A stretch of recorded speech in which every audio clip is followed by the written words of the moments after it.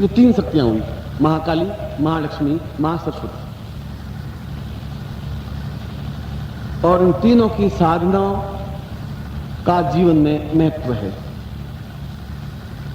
तीनों की साधनाओं से ही जीवन में सफलता प्राप्त हो सकती है। किसी एक पक्ष को छोड़ नहीं सकते। बिना धन के भी जीवन की गति नहीं है, बिना विद्वत्ता या ज्ञान के भी गति नहीं है, और बिना शत्रुओं पर हावी होने की भी कोई गति नहीं है। और तीनों के समन्वित स्वरूप को एक मंत्र में बांधा गया है। क्या कोई ऐसा मंत्र है जिसके माध्यम से हम तीनों ही इन महाशक्तियों को स्पर्श कर सकें? जो मैंने शब्द यूज किया है, प्रयोग किया है, स्पर्श कर सके, सिद्ध कर सके नहीं। सिद्ध करने के लिए तो अलग अलग विधान है, और इसके लिए एक मंत्र बना, नवार्ण मंत्र। नव वर्ण जिसमें 9 अक्षर हैं, ऐसे मंत्र को नवार्ण मंत्र कहा गया है। और भक्ति जगदम्बा का श्रेष्ठतम मंत्र नवार्ण मंत्र कहा गया है। सबसे श्रेष्ठ मंत्र कौन सा है? जगदम्बा प्रथमम शैलपुत्री च, द्वितीयम ब्रह्मचारिणी, तृतीयम चंद्रघंटेति, कूष्मांडेति, चतुर्थकम पंचमम स्कंदमातेति, षष्ठम कात्यायनी च, सप्तमम कालरात्रीति, महागौरी च, अष्टमम नवमम सिद्धिदात्री च, नवदुर्गा प्रकृतिता। ये 9 दुर्गाएं हैं। इन 9 दुर्गाओं को समन्वित स्वरूप में जिस मंत्र की रचना की गई, मार्कंडेय ने जिस मंत्र की रचना की, मार्कंडेय अपने आप में पूर्ण शिव का उपासक और शक्ति की आराधना की, जगदम्बा की आराधना की। मार्कंडेय जैसा विद्वान कोई हुआ नहीं, क्योंकि उसने पूर्ण रूप से शिव को भी सिद्ध किया, उसने पूर्ण रूप से जगदम्बा को भी सिद्ध किया, और जगदम्बा को नहीं, जगदम्बा के 9 रूपों को सिद्ध किया। इन 9 रूपों के लिए 9 शब्दों का, 9 अक्षरों का शब्द बना। उन 9 अक्षरों के मिलकर के जो चीज बना उसको नवार्ण मंत्र कहा गया, नव वर्ण मंत्र।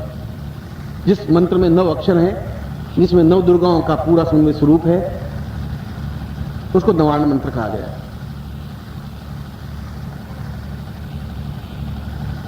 वो मंत्र है, मैं आपको उच्चारण करवा रहा हूं, इसलिए उच्चारण करवा रहा हूं कि आज नवरात्रि का पहला दिन है, और रात्रि को अगर शास्त्रों में कहा कि रात्रि को ही नवरात्रि, तो मैं रात्रि को ही साधना करवा रहा हूं, दिन को नहीं करवा रहा हूं। दिन को मैंने आपको मंत्र नहीं दिया। पहले दिन रात्रि को ही मंत्र देना है, तो पहले दिन रात्रि को ही मंत्र दिया। दिन को आके भी दे सकता था, सुबह भी दे सकता था, दोपहर को भी दे सकता था। तो जो शास्त्रों में कहा ये नवरात्रि प्रकृतिता है, रात्रि को ही साधना संपन्न होनी चाहिए, तो रात्रि को ही मंत्र दे रहा है, क्योंकि इसका मूल मंत्र है, आराध्य मंत्र है, साधनात्मक मंत्र है। इस मंत्र का जप प्रातः काल उठ करके आप करेंगे, और इसमें उसको चैतन्य करने के लिए जो मैं मंत्र दूं, उसको किसी भी अकीक माला से मंत्र सिद्ध करें, क्योंकि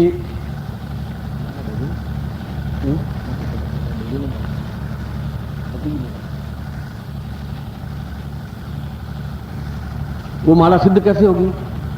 मार्कंडेय पुराण में इसका भी वर्णन किया गया है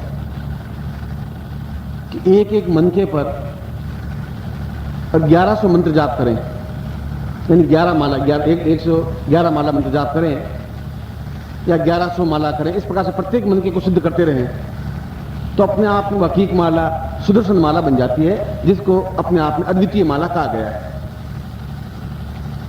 सुदर्शन माला कहा गया है, पूर्ण जगदम्ब माला कहा गया है।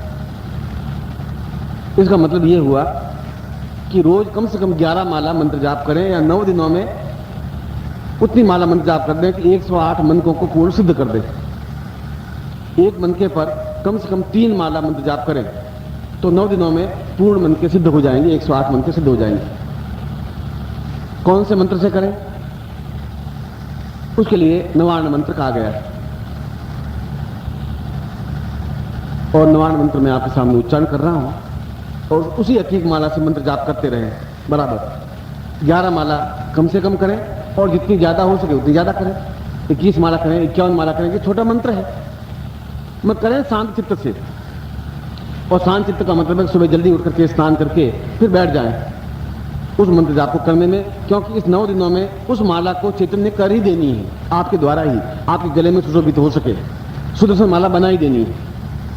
जब सुदर्शन माला बना देंगे तो अपने आप में वह चैतन्य हो जाएगी, फिर उस मंत्र को जप करने की जरूरत नहीं रहेगी जिंदगी में, क्योंकि माला अपने आप में पूर्णतः श्रेष्ठ माला बन जाएगी। ये पूरा विधान उस मंत्र का, उस मंत्र में क्या क्या क्रिया है वो बताया है। उस मंत्र के लिए, नवाण मंत्र के लिए 6 स्थितियां बताई हैं। इस प्रकार से ये नवाण मंत्र जब होना चाहिए, खाली मंत्र जाप कैसे नहीं हो पाएगा। ये मंत्र जाप सुबह हो या प्रारंभ तार को पेता, जब तारा हो, आकाश मंडल में तारे हो, तब प्रारंभ किया जाए। रात्रि को 9 बजे से लगा करके सुबह 5 बजे तक तारे रहते हैं, फिर सुबह का सूर्योदय होने लग जाता है, फिर तारे अस्त होने लग जाते हैं। सुबह करीब 4:30 बजे आप स्नान मान करके पहले दिन इस मंत्र का प्रारंभ कर दें, उस हकीकी माला पर, जो आपके पास हकीकी माला हो। एक बात। दूसरी बात, अपने आसन पर बैठ करके और सुखासन में या वीरासन में बैठ करके मंत्र जाप करें। सुखासन का मतलब तो है जैसे मैं बैठा हूं, ये सुखासन है, इजी सुख से आसन लगाया हुआ। वीरासन उसको कहते हैं जैसे हनुमान जी बैठते हैं, दोनों घुटने मोड़ करके, या जैसे मुसलमान नमाज पढ़ते हैं, उसको वीरासन कहते हैं। या वीरासन में बैठ के मंत्र जाप किया जाए या सुखासन में बैठ के मंत्र जाप किया जाए, आपकी स्वभाव। यदि इस प्रकार से बैठकर मंत्र जाप करने के ऐसा कर सकते हैं, वैसा करें तो वैसा कर सकते हैं। तीसरा, शुद्ध वस्त्र हो, आपके वस्त्र धुले हुए हों, साफ हों, शुद्ध हों। चौथा, जगदम्बा के चित्र के सामने हो, सामने जगदम्बा का चित्र हो, उसके सामने बैठ करके मंत्र जाप करें। पांचवा, गुरु पूजन युक्त हो, गुरु हमारे सामने हो, जिनकी आज्ञा से हम मंत्र जाप करके सिद्धि प्राप्त कर सकें। क्योंकि गुरु ब्रह्मा, गुरु विष्णु, गुरु देवो महेश्वर, गुरु साक्षात पर ब्रह्म, और जगदम्बा को पर ब्रह्म कहा गया है, ब्रह्म स्वरूप कहा गया है, सभी देवताओं का पुंजीभूत स्वरूप कहा गया है। इसी दैनिक साधना विधि के अनुसार उनकी पूजा करें। सबसे पहले, चाहे मैं करूं तभी मुझे गुरु पूजन करना ही पड़ेगा, आप करें तभी गुरु पूजन करना पड़ेगा, यदि आपके जीवन में गुरु है। तो राजस्थान में मां की गाली तो फिर भी सहन योग्य है। मां की गाली देते, गंदी गाली देते मां को, किसी को, तो भी सहन कर लेता है। बहन की गाली देते तभी सहन कर लेता है। मगर किसी को नुगुरा कह दे तो मारने के लिए दौड़ जाता है, खोपड़ी फोड़ देता है कि तूने मुझे निगुरा कैसे कहा। निगुरा का मतलब है निगुरा, जिसके जीवन में कोई गुरु हो ही नहीं, वो निगुरा गाली की तरह है। तुम्हारे जीवन में गुरु ही नहीं है, साला निगुरे कहीं के। इसलिए कि उसको कौन बताएगा कि महाकाली क्या चीज होती है, महालक्ष्मी क्या चीज होती है, मां सरस्वती क्या चीज होती है, मंत्र क्या होता है, कैसे बैठना चाहिए, क्यों हम जीवन में तकलीफ पा रहे हैं, इस जीवन में सफलता कैसे पाएं। इन तीनों महाशक्तियों का एक मंत्र कौन सा है, कौन बताएगा। पत्नी तो बता नहीं सकती, माँ बाप बता नहीं सकते, भाई बता नहीं सकते, संबंधी बता नहीं सकते, रिश्तेदार बता नहीं सकते। कौन बताएगा जिंदगी में, कैसे जिंदगी पार होगी। इसलिए उस शब्द का बना कि हमारे जीवन में गुरु हो, और नहीं हो तो निगुरा हो। और छठा, बिल्कुल शांत चित्त से उस मंत्र जाप को संपन्न करें, जिसमें अगरबत्ती जलाने की जरूरत नहीं है, इसमें दीपक जलाने की जरूरत नहीं है, ये आवश्यक नहीं है। ये तो केवल सुगंध है। सुगंध तो आप इत्र लगा दीजिए, अगरबत्ती क्या है, इत्र लगाइए उसके सामने। मगर हिमालय के ऊपर बैठ करके अगरबत्ती कहां से लगाएंगे, दीपक कहां से लगाएंगे, अनिवार्य नहीं। यह तो एक साक्षी भूत है कि अग्नि की साक्षी में, दीपक अग्नि की साक्षी है, अग्नि की साक्षी में मंत्र जाप कर रहा हूं। जल है, वो भी आपके सामने देवता है, वरुण देवता है, ये प्रत्यक्ष देवता है। सूर्य, जल, अग्नि कहते हैं देवता है ही नहीं। और यजुर्वेद में कहा अग्नि देवता, वातो देवता, सूर्यो देवता, चंद्रमा देवता, वसुव देवता, रुद्रा देवता, दित्या देवता, मर्तो देवता, विश्व देवा देवता, बृहस्पति देवता, इंद्रो देवता, वरुण देवता। ये देवता हैं। इनमें से ये प्रकट देवता है, साक्षात देवता है, जिसको वरुण देवता माना गया है, जिसको अग्नि देवता माना गया है। इन देवताओं की साक्षी में मंत्र जाप करें। सामने जल का लोटा भरा हुआ हो या जल हो, आप संकल्प लें कि हे जल देवता, मैं आपके सामने जगदम्बा का ध्यान करता हुआ, गुरु की पूजा करता हुआ ये मंत्र जाप कर रहा हूं।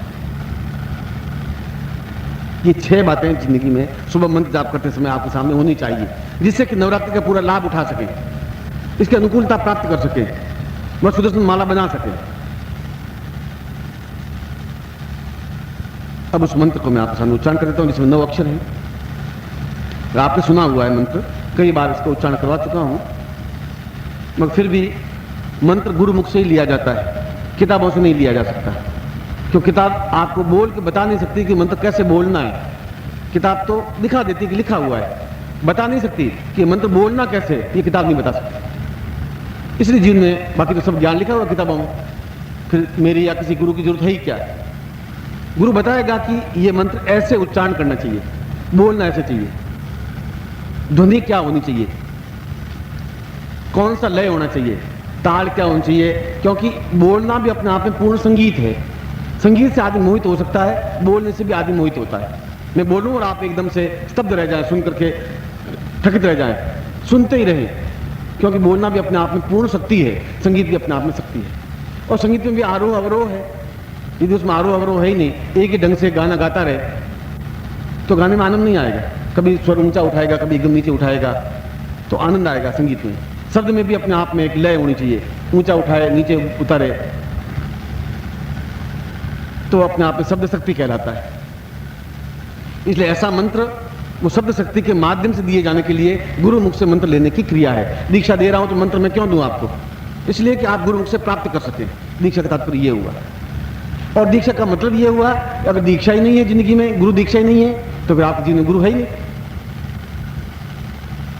और गुरु है और जीवनी न्यूनता है वो पूरी नहीं होंगी तो जीवन में हम मंत्र जाप नहीं कर सकते। जो समस्याएं मेरी जिंदगी में है वो समस्याएं दूर नहीं होगी तो मंत्र जाप कैसे करूंगा? उसको विशेष दीक्षाएं कहा गया है कि तुम्हारी समस्याएं तुम नहीं कर सको, तुम्हारा गुरु दूर कर सके, यदि गुरु समर्थवान है, योग्य है। और क्या बार बार दीक्षा लें? तो क्या हम बार बार बर्तन मांझे? एक बार बर्तन मांझ लिया, जिंदगी में बाकी बर्तन मांजने की जरूरत है ही नहीं। मांझ लिया तो मांझ लिया, तो बर्तन काला पड़ जाएगा। चाहे पीतल का बर्तन हो, चाहे चांदी का कोई बर्तन हो, उसमें काई लग जाएगी। इसलिए कबीर ने कहा नित्य प्रति बर्तन मांझते रहिए, रोज बर्तन मांजना चाहिए। ठीक उसी प्रकार से जीवन को भी रोज मांझना चाहिए। और रोज मांझने के लिए बार बार दीक्षाओं के माध्यम से ही जीवन में उस मैल को दूर कर सकते हैं जो विकार आसपास के लोगों से, इस संसार से, इस एटमॉस्फेयर से, इस वातावरण से आता है। उसको दूर करने की क्रिया भी केवल दीक्षाओं के माध्यम से ही संभव है। इसलिए जीवन में गुरु मंत्र का, गुरु का, दीक्षा का आवश्यकता है। प्रभु को प्राप्त करने के लिए, ईश्वर की शरण में जाने के लिए, ईश्वर को अपने हृदय में उतारने के लिए, चाहे राम हो चाहे कृष्ण हो, ये तो अवतार हैं। ब्रह्मा विष्णु महेश ये देवता हैं। अवतार तो भगवान विष्णु सैकड़ों बार लेंगे।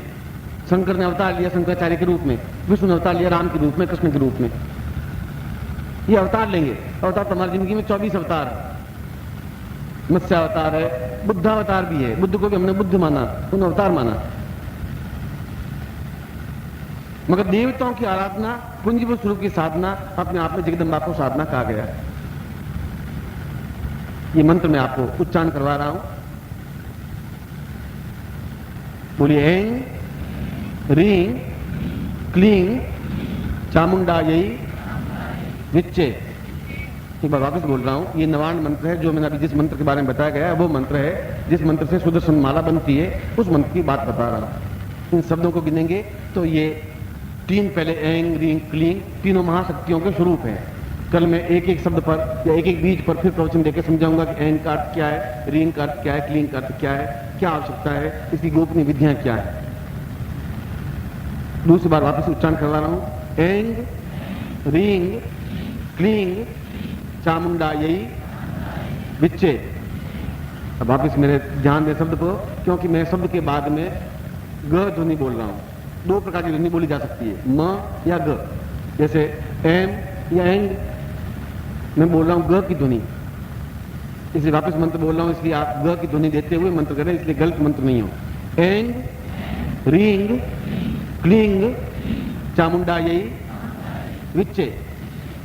ग की ध्वनि, म की ध्वनि किताब नहीं बता सकती। ये गुरु मुख से मंत्र इसलिए लेना पड़ता है, इसलिए गुरु की जरूरत पड़ती है, इसलिए वो गति दे सकता है। अब एंग क्या चीज है ये तो फिर गुरु आपको बताएगा, अगर गुरु है तो।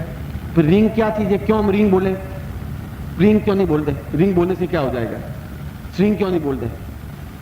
इसे नवार्ण मंत्र में ओम नहीं लगाया जाता। ओम एंग रिंग क्लीं चामुंडा नहीं बोला जाता।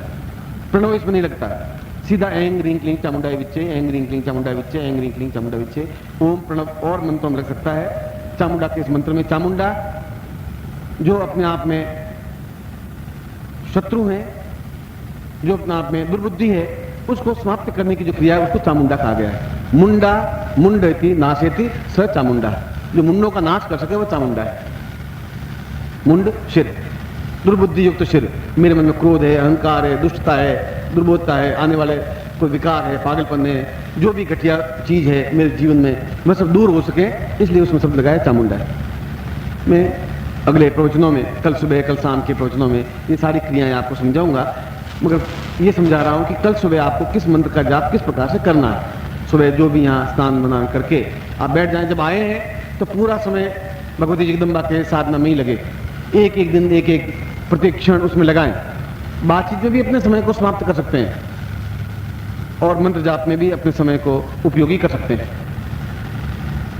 बुद्धिमान और मूर्ख में इतना ही डिफरेंस बताया है कि मूर्ख व्यक्ति फालतू की बातें और कलह करके समय को व्यतीत करते हैं और बुद्धिमान व्यक्ति संगीत, नृत्य और हास्य के माध्यम से अपने जीवन को व्यतीत करते हैं। अच्छी बातें करके, हास्य में एकदम मधुर बात कहूँ वो मुझे मधुर बात के वार्तालाप हो, संगीत हो, नृत्य हो, इसमें जो समय व्यतीत करता है वह बुद्धिमान है। जो कलह, लड़ाई, द्वेष और आलस्य में जिस समय व्यतीत करता है वह मूर्ख व्यक्ति कहलाता है। डिफरेंस इतना ही है। सिंह भगवान ने अलग अलग बनाए नहीं, लेकिन पहचान लेते भाई ये तो मूर्ख है, ये बुद्धिमान है, अलग अलग छांट लेते, नहीं छांट सकते। उसका जीवन यापन कैसा है, वो समय कैसे व्यतीत करता है, इससे मालूम पड़ जाता है कि ये व्यक्ति कैसा है। काव्य शास्त्र विनोदेन कालो गच्छति धीमताम, धीम ने बुद्धिमान। काव्य शास्त्र विनोदेन, कविता के माध्यम से, संगीत के माध्यम से, शास्त्र के माध्यम से, विनोद हंसी मजाक के माध्यम से, इनके माध्यम से जो जीवन व्यतीत करते हैं, काव्य शास्त्र विनोदेन कालो समय, कालो गच्छति जो समय व्यतीत करता है, धीमता बुद्धिमान उससे समय व्यतीत करता है। और मूर्ख व्यक्ति इसके विपरीत क्रिया करते हैं, उसे जो लड़ाई झगड़ा करते हैं, विनोद नहीं। विनोद का मतलब है मैं मधुरता के साथ बात करूं, हास्य के साथ बात करूं, मेरे चेहरे पर मुस्कुराहट हो, मेरी बात सुन के आपको मुस्कुराहट आए, आप वापस मेरी बात सुनना चाहें, शास्त्र की बात कर सकूं कि जगदम्बा क्या है, साधना क्या है, मंत्र क्या है, और काव्य की बात कर सकूं, संगीत की बात कर सकूं, सुने, मधुरता के साथ सुन सकें। इस मंत्र का जप कल आपको प्रातः काल से प्रारंभ कर लेना है। अब आपको जितना समय मिल सके, सुबह 3 बजे बैठ सकते हैं, 4 बजे बैठ सकते हैं, 5 बजे बैठ सकते हैं। 5 बजे के बाद में फिर तारे अस्त हो जाते हैं, शुरू हो जाना चाहिए उस समय। तो स्नान करने की आपके यहाँ व्यवस्था है। और ऐसे आज दिन भर में शायद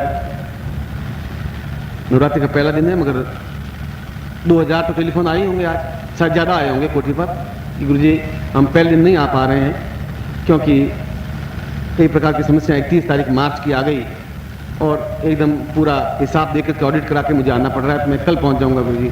कोई ऐसी बात कल नहीं समझा दें कि हम रह जाएं, वंचित रह जाएं। किसी ने कहा कि लड़के का इम्तिहान कल खत्म हो जाएगा, मैं आ रहा हूँ। किसी ने कहा कि मेरी ड्यूटी लग गई है, पहले दिन ड्यूटी देकर के फिर मैं दौड़ के आ जाऊँगा।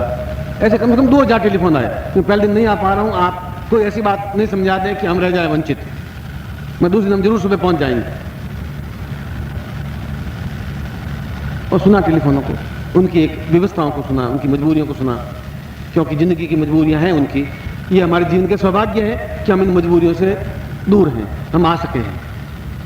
नहीं आ सकते, उनकी कुछ स्थितियां हैं, मगर आए और हम उसका लाभ नहीं उठा सके, उन मंत्र जाप नहीं कर सके, तो फिर जीवन बेकार है। फिर तो आलस्य में समय व्यतीत होगा, नींद लेकर के भी समय व्यतीत कर देंगे, गालियां देकर व्यतीत कर देंगे, आलोचना करके भी व्यतीत कर देंगे। समय का उपयोग होना चाहिए हमारे जीवन में। इसीलिए मैंने आपको इस नवार्ण मंत्र को दिया है। इस नवार्ण मंत्र को कल आप सुबह जप करेंगे। और ये जो प्रयोग इन दिनों में किस दिन कौन से प्रयोग होने चाहिए जिससे कि हमारा जीवन ज़्यादा सुखदायक बन सके, मधुर बन सके, दीक्षाएं प्राप्त कर सकें, इसलिए ये प्रयोग भी कल से प्रारंभ करवाऊंगा। और मैं इन सारे 9 दिनों में 9 अक्षरों के महत्व को समझाऊंगा। 9 अक्षरों के महत्व को समझाने का मतलब है पूरा मार्कंडेय पुराण स्पष्ट आपके सामने आ जाएगा। पूरा मार्कंडेय पुराण 9 अध्यायों में विभक्त है। पहले अध्याय का नाम है एंग, दूसरे अध्याय का नाम है रींग, तीसरे अध्याय का नाम क्लींग, चौथे अध्याय का नाम चा, 5वें अध्याय का नाम मुंह। ये अक्षरों के साथ अध्याय दिए हैं वहां, 1 2 3 4 नहीं दिए। ये मार्कंडेय पुराण की विशेषता है। उससे शिव के पूरे विशेषताओं को समझ में आ जाती है, उससे जगदम्बा की पूरी विशेषता समझ में आ जाती है। दोनों की विशेषता समझ में आ गई शिव और शक्ति दोनों का समन्वय, तो तीसरी कोई चीज रही नहीं। हमारे जीवन में शिव है, कल्याणकारी है, कल्याण है, यानी जो भी अच्छे काम हो जो कल्याण होंगे, जो चाहे वो प्राप्त हो जाए वो कल्याण कहलाता है। और शक्ति हो, धन तो है पर पड़े खाट पर पड़े पड़े झींक रहे हैं, उठ नहीं पा रहे हैं, बीमार हैं, असक्त हैं, कमजोर हैं, बस शक्ति अगर नहीं है तब भी बेकार है। इन दोनों का समन्वय स्वरूप मार्कंडेय पुराण है। ये सब 9 वर्ण की मैं आपको विवेचना करूंगा, समझाऊंगा, जिससे कि हम प्रत्येक दिन एक एक वर्ण को लेकर के लाभ उठाएंगे, दीक्षाओं के माध्यम से भी, मंत्र जप के माध्यम से भी, क्रियाओं के माध्यम से भी, चेतना के माध्यम से भी। मैं एक बार फिर आपको, आज नया साल प्रारंभ हुआ है, विक्रमी संवत, और इस विक्रमी संवत के इस पहले दिन अंग्रेजों का तो 1 जनवरी से शुरू होता है, जो आप सबको याद है। 1 जनवरी का मतलब नया साल शुरू। और विक्रमादित्य के बाद से, विक्रमादित्य अपने आप में पूर्ण ब्राह्मण था, राजपूत नहीं था, क्षत्रिय नहीं थे, ब्राह्मण थे अपने आप में।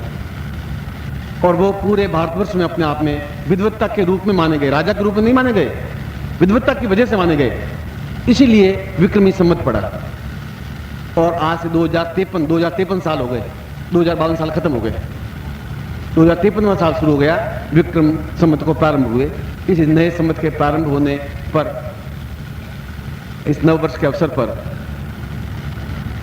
मैं आप सब लोगों को आशीर्वाद देता हूं कि ये पूरा वर्ष आपके लिए अत्यधिक मंगलमय बने, सुखमय बने। और पहले दिन, इस संवत के पहले दिन गुरु और शिष्य साथ में है, इससे बड़ा सौभाग्य और कुछ हो ही नहीं सकता। मैं आपकी सौभाग्य की सराहना करता हूं, मैं आपको ऐसे आशीर्वाद देता हूं।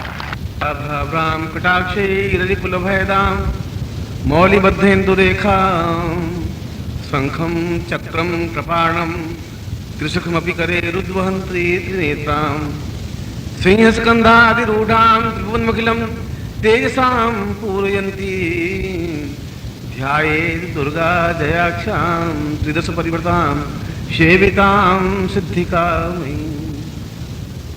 मार्कंडेय के इस ध्यान में एक सुंदर व्याख्या की है, एक उत्तम व्याख्या की है। इसलिए उत्तम व्याख्या की है कि उसने आदिकाल से हम इसलिए गर्भोन्नत हैं कि हम ऋषियों की संतान हैं, मनुष्यों की संतान नहीं। हमारी धमनियों में ऋषियों का खून प्रवहित है। यह बात अलग है कि हम उसको भूल गए हों या उसको समझ नहीं पा रहे हों, वो अलग बात है। और संसार की सबसे प्राचीनतम सभ्यता भारतीय सभ्यता वैदिक सभ्यता कहलाती है। और उसमें उन ऋषियों ने इस बात को स्पष्ट किया कि जीवन अपने आप में कोई महान नहीं होता, जीवन पर गर्व करने की कोई आवश्यकता है ही नहीं, क्योंकि जन्म से कोई महान नहीं हो सकता। महान होता है अपने कार्यों से, अपने विचारों से, अपनी भावनाओं से, अपनी तीव्रता से आगे बढ़ने की क्षमता से। बुद्ध एक जगह गांव में गए और उस गांव वालों को पूछा कि यहां पर कोई महापुरुष पैदा हुआ है। गांव वालों ने कहा कि यहां पर बच्चे पैदा होते हैं, महापुरुष तो बाद में बन जाते हैं, पर महापुरुष अपने आप पैदा नहीं होते। और इस श्लोक में यही बताया गया है कि प्रत्येक व्यक्ति अपने कार्यों से महान बन सकता है। महान का मतलब है कि अपने नाम को, अपने गति को, अपने चिंतन को, अपने विचारों को इतनी ऊंचाई पर पहुंचा दे दूसरा उसको छू नहीं सके, स्पर्श नहीं कर सके। सैकड़ों की भीड़ में भी आप एक अकेले हैं तो कोई बहुत महानता नहीं है। 1000 सियारों के बीच में आप भी एक सियार की तरह चलें तो भी कोई महानता नहीं है। मगर 1000 शेर एक साथ नहीं चल सकते, 100 शेर भी एक साथ नहीं चलते, 5 शेर भी एक साथ नहीं चलते। केवल जंगल में अकेला शेर ही आगे चलता है। और यदि दूसरा व्याघ्र अगर उस जंगल में आ जाता है तो मल्ल युद्ध करके दोनों में से एक परास्त होता है, एक को तो विजय प्राप्त होती है, और जिसको विजय प्राप्त होती है वही जंगल का राजा कहलाता है।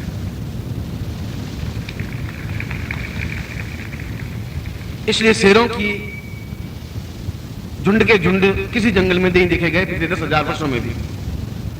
गीदड़ों के देखे गए, शियारों के देखे गए, और उनका कोई मूल्य नहीं होता। उन शियारों का कोई मूल्य नहीं होता, उनको कोई आंकते नहीं है, उनको कोई पहचानते नहीं है। पहचानते उनको हैं जो अपने आप में, अपने जीवन में कुछ ऐसा उसको रास्ता मिले जिस रास्ते के माध्यम से वे उन्नति की ओर अग्रसर हो जाएं। इसी राम, चाहे कृष्ण, चाहे बुद्ध, चाहे महावीर। बुद्ध तो अपने आप में सिद्धार्थ थे, एक राजा का एक लड़का, इतना अज्ञानी, इतना भोला लड़का कि महलों से बाहर निकला ही नहीं 18 साल की उम्र तक। मस्तिष्क का कोई विकास नहीं, उसको ये मालूम नहीं संसार क्या है, केवल राग रंग, मौज मस्ती, मेलों में घूमना, इसके अलावा सिद्धार्थ को कोई ज्ञान था ही नहीं। पहली बार सारथी के साथ रथ पर बैठकर बाहर निकला तो उसको एक वृद्ध दिखाई दिया, खांस रहा था, बहुत कठिनाई से चल रहा था। उस सारथी को पूछा सिद्धार्थ ने कि ये ऐसा लड़खड़ाता हुआ क्यों चल रहा है?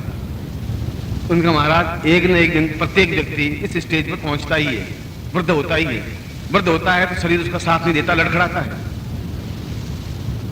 बड़ा आघात पहुंचा है। सिद्धार्थ ने कहा मेरी भी ऐसी हालत हो जाएगी? उनका महाराज, जिसने जन्म लिया है उसकी हालत ऐसी होगी ही। थोड़ा सा और आगे गया सिद्धार्थ, एक राजकुमार, इसको यह भी मालूम नहीं वृद्धता क्या होती। मैं आपको बता रहा था मस्तिष्क का विकास कितना था, उसका दिमाग का विकास नहीं था, क्योंकि महलों के बाहर निकला ही नहीं। उसको ये मालूम नहीं बुढ़ापा क्या होता है। उसके सामने तो केवल नृत्य करती रहती थी, राग रंग, खान पान, मौज मस्ती, इसके अलावा उसके जीवन में कुछ पिता ने रखा ही नहीं। आगे एक अर्थी जा रही थी, उसने रथ को रुकवाया। उसने कहा सारथी ये क्या हो रहा है? क्योंकि महाराज वृद्धता के बाद मृत्यु हो जाती है, और मृत्यु के बाद में इस प्रकार बांसों की खपच्चियों पर सुला करके शमशान ले जाते हैं, जला देते हैं। बुद्ध ने फिर पूछा कि क्या मेरी भी ऐसी हालत हो जाएगी? उन्होंने महाराज ऐसी हालत तो होनी है, जो पैदा हुआ है उसकी ऐसी हालत होगी ही, और उसका कोई नाम नहीं लेता। इस व्यक्ति का भी कोई, इनके बात बेटों को थोड़ा नाम ध्यान है, आपको ध्यान नहीं, मुझे ध्यान नहीं। आप इस नगरी के राजा हैं, आपको मालूम नहीं है, मुझे भी मालूम नहीं है ये कौन है, किस नाम का है। उसी समय सिद्धार्थ रथ से नीचे उतर गया है कि जब यही गति होनी है तो ऐसे जीवन को मुझे नहीं प्राप्त होना है, ऐसे जीवन को मुझे प्राप्त नहीं करना है। मुझे कुछ ऐसा करना है, ऐसे गुरु को ढूंढना है जो मैं यह नहीं देख सकूं जिंदगी में। मुझे मरना नहीं है। अगर मृत्यु के बाद नाम ही नहीं है तो ऐसा जीवन मेरे कोई काम का नहीं है। और वहीं से यशोधरा को छोड़ करके, एक इकलौते बेटे राहुल को छोड़ करके जंगल की ओर प्रस्थान कर गए। और भक्ति के द्वारा नहीं, साधना के द्वारा उन्होंने उस बुद्धत्व को प्राप्त किया जो आज पूरे विश्व में कम से कम 35 देशों में बुद्ध धर्म चल रहा है, साधना के माध्यम से। क्योंकि उन्होंने अपने जीवन में उस साधना को अपनाया, उसने एहसास किया, एक ठोकर खाई, उसने ये जीवन क्या काम का है? ये जीवन तो आज जवान हूं, सुंदर हूं, बहुत सुंदर हूं, राजा हूं, राग रंग है, महल है, मगर अगर यही होना है तो फिर ये सब बेकार है, फिर जीवन का अर्थ भी कुछ नहीं। और यदि परिवर्तन है तो परिवर्तन की कोई क्रिया है, कोई तरीका है, कोई सिस्टम है। अगर वो सिस्टम नहीं अपनाऊंगा तो मैं भी इस अर्थियों पर सो करके शमशान की ओर चला जाऊंगा। दोनों रास्ते थे उस सिद्धार्थ के सामने। भक्ति भी थी, रामधुन भी हो रही थी, हरे राम राम राम कृष्ण हरे हरे, ऐसा भी कर सकता था वो, जो राम को उससे पहले पैदा हो चुके थे। कृष्ण कृष्ण भी कर रहा था, मगर उसने कहा कि बिना साधना के मैं सफलता नहीं पा सकता, क्योंकि मेरी धमनियों में भी उन पूर्वजों का रक्त प्रवाहित हो रहा है जो अपने आप में साधना में उच्च कोटि पर पहुंचे। और आज उस बुद्ध का नाम कई देशों में भगवान की तरह माना जाता है, महापुरुष की माना जाता है। पैदा नहीं हुआ महापुरुष के रूप में, महापुरुष बना। पैदा राम भी महापुरुष के रूप में नहीं हुए, बने अपने कार्यों से, जंगल में चल करके, वनवास भोग करके, अपने एक निष्ठता के माध्यम से, शत्रुओं का संहार करके, रावण जैसे दशकंधर को भी परास्त करके। और अगर रावण को परास्त नहीं करते तो राम को कोई राम नहीं कहते, क्योंकि उससे पहले भी सैकड़ों जंगल में घूम चुके थे, वो अकेले राम नहीं घूमे थे।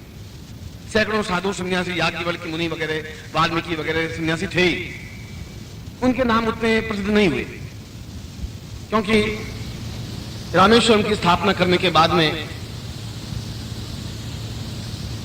राम को कहा गया कि राम, जब तक तुम शक्ति की पूजा नहीं करोगे, शक्ति की आराधना नहीं करोगे, तब तक तुम रावण पर विजय प्राप्त नहीं कर सकते। रुदंती स रावण, जो दूसरों को रुला देता है, दूसरों को कष्ट देता है, दूसरों को परेशानियां पैदा करता है, वह रावण। कोई व्यक्तिगत रावण नहीं है जो दूसरों को दुख देख करके या दुखी देख करके प्रसन्नता अनुभव करता है। और आपने अगर हिंदी साहित्य पढ़ा हो तो निराला की शक्ति पूजा अपने आप में अद्वितीय कृति है, अद्वितीय गीत है, अद्वितीय कविता है। राम की शक्ति पूजा एक दुर्धर्ष कविता है, प्रचंड कविता है। उसने बताया कि राम विजयी हुए उस शक्ति की आराधना करके। और आज हम राम को भी स्मरण करते हैं बुद्ध की तरह। कृष्ण जब महाभारत युद्ध में रवाना हुए तो विष्णु ने कहा कि कृष्ण तुम नहीं जीत सकते, तुम दुर्योधन को नहीं झुका सके, समझा नहीं सके, तुम दुशासन को नहीं समझा सके, तुम हजारों की भीड़ को तुम कैसे सिद्ध कर सकते हो, कैसे कृष्ण बन सकते हो? तुम्हारा नाम भी कोई व्यक्ति लेगा नहीं, क्योंकि वासुदेव के तुम पुत्र हो और छोटे से व्यक्ति हो। जीवन में कोई महान कार्य तुमने नहीं किया है, ऐसा कोई कार्य नहीं जो इतिहास में तुम्हारा नाम लिखा जाए। केवल इतना लिखा जाता है कि वसुदेव राजा के यहां तुम पैदा हुए, इतना लिखा जाएगा कि गोप वालों के यहां तुम पले, इतना लिखा जाएगा गोपियों के साथ तुमने प्यार किया, प्रेम किया। इसके अलावा तुम्हारी उपलब्धि कुछ नहीं है। उपलब्धि यह है कि इस महाभारत युद्ध को तुम विजय प्राप्त कर सको। और भीष्म ने कहा कि तुम विजय प्राप्त नहीं कर सकते, इसलिए नहीं कर सकते कि तुम्हारे पास शक्ति की आराधना नहीं है, शक्ति नहीं है। और शक्ति नहीं है तो तुम इस जीवन को प्राप्त कर ही नहीं सकते, सफल नहीं हो सकते। और कृष्ण उस महाभारत युद्ध से पूर्व 14 दिन तक उस महाकाली की साधना करके उस सिद्धता को प्राप्त की, जिसके माध्यम से वे कृष्ण कृष्ण कहलाए, अद्वितीय योगी राज कहलाए, श्रेष्ठ व्यक्तित्व कहलाए।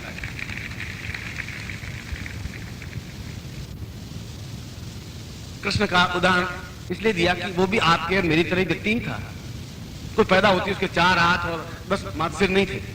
एक सामान्य कारागार में पैदा हुआ, जेल में पैदा हुआ, कंस की जेल में। एक वसुदेव के घर में पैदा हुआ जो खुद जेल में बैठा हुआ था, और छुपा करके यमुना के पार एक दूसरे घर में उसको छुपा करके पाला पोसा गया। उसकी कोई पृष्ठभूमि नहीं थी, इतनी अद्वितीय पृष्ठभूमि नहीं थी, मगर उसने महाभारत युद्ध को केवल 5 पांडवों के सहायता से जीत करके ये दिखा दिया कि मेरे साथ शक्ति है और शक्ति के माध्यम से महाभारत को जीत सकता हूं, अद्वितीय बन सकता हूं।